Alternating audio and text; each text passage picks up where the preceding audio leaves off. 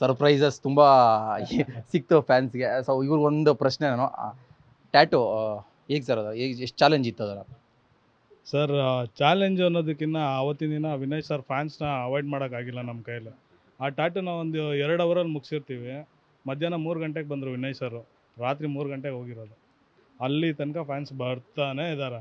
ಎಲ್ರಿಗೂ ಅವ್ರ ಪೇಷನ್ಸ್ಗೆ ಒಂದು ಹ್ಯಾಟ್ಸ್ ಆಫ್ ಹೇಳಬೇಕು. ಆಮೇಲೆ ಎಷ್ಟು ಜನಕ್ಕೆ ಈ ಭಾಗ್ಯ ಸಿಗುತ್ತೆ ಹೇಳಿ? ಶಿವನೂ ಇರ್ತಾರೆ, ಜೊತೆಗೆ ಅವ್ರ ಗಂಡನೂ ಇರ್ತಾರೆ. ಆ ಥರ ಯಾರಿಗೂ ಸಿಗಲ್ಲ. ಇವಾಗ ನನಗೆ ಒಂದು ಶಿವ ಟ್ಯಾಟು ಬೇಕು ಅಂದರೆ ನಾನು ಯಾವುದೋ ಒಂದು ಕಾಪಿ ಮಾಡಿ ಹಾಕೊಬೇಕಾಗತ್ತೆ ಅಷ್ಟೇ. ಬಟ್ ಇವರು ತುಂಬ ಲಕ್ಕಿ, ಶಿವನೂ ಸಿಕ್ಕಿದೆ, ಜೊತೆಗೆ ಈ ಥರ ಒಳ್ಳೆ ಗಂಡ ಸಿಕ್ಕಿರೋದು ಅದೃಷ್ಟ ಅವ್ರಿಗೆ. ಹೀಗೆ ಇರಲಿ. Super sir. ತುಂಬ ಖುಷಿ ಆಯ್ತು ಆ್ಯಕ್ಚುಲಿ. ಮೇಡಮ್ನ ಒಂದು ಸರ್ಪ್ರೈಸ್ ನಿಮಗೆ, ನೀವು ಒಂದು ಅಭಿಮಾನಿಗಳಿಗೋಸ್ಕರ ನಿಮ್ಮ ಕಡೆ ಒಂದು ಸರ್ಪ್ರೈಸ್. ಕೊನೆದಾಗಿ ಏನು ಹೇಳ್ತೀರಾ ಸರ್ ಲಾಸ್ಟ್ ಫ್ಯಾನ್ಸ್ಗೆ? ಸರ್, ನನಗೆ ಲೈಫಲ್ಲಿ ತುಂಬ ಇಂಪಾರ್ಟೆಂಟ್ ಇರೋದು ನನ್ನ ಫ್ಯಾಮ್ಲಿ.